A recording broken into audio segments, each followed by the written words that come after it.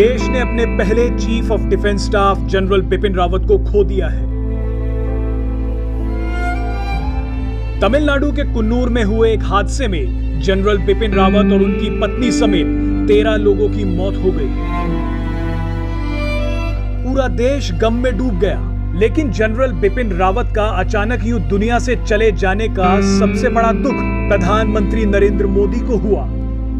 इस दुखद घटना के बाद प्रधानमंत्री नरेंद्र मोदी की अध्यक्षता में कैबिनेट कमेटी ऑन सिक्योरिटी यानी सीसीएस की एक बैठक भी बुलाई गई। इस बैठक में प्रधानमंत्री नरेंद्र मोदी, रक्षा मंत्री Rajnath Singh, national security adviser Ajit Doval और गृह मंत्री अमित शाह मौजूद थे।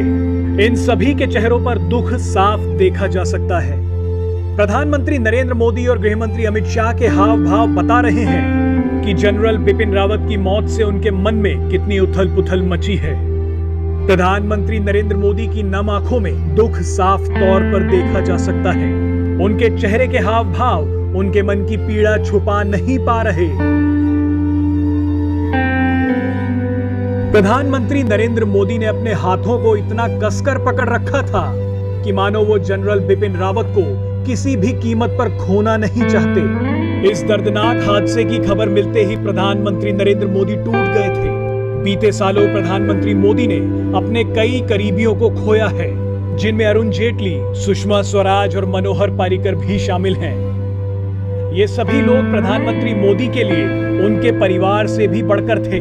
आपको बता दें कि प्रधानमंत्री मोदी जनरल बिपिन रावत पर काफी विश्वास करते थे। देश में साल 1999 से ही सीडीएस के पद की नियुक्ति की मांग उठती रही है। कई सालों के बाद जब नियुक्ति का वक्त आया तो प्रधानमंत्री मोदी को सबसे ज्यादा भरोसा जनरल बिपिन रावत पर ही था। प्रधानमंत्री मोदी ने जनरल बिपिन रावत को देश हित की कई योजनाओं का काम सौंपा था। इनमें सेना को आधुनिक बनाने से लेकर बेहद अहम इंटीग्रेटेड थिएटर कमांड प्रोजेक्ट भी शामिल थे। आर्मी के हथियारों को अपग्रेड करने के लिए स्ट्रेटेजिक पार्टनरशिप मॉडल पर जनरल बिपिन रावत की निगरानी में ही काम चल रहा था। जल, थल और वायु सेना के बेहतर समन्वय के लिए भी जनरल बिपिन रावत काम कर रहे थे। जनरल बिपिन रावत के यूं अचानक चले जाने के बाद अब प्रधानमंत्री मोदी को एक बड़ा झटका लगा है।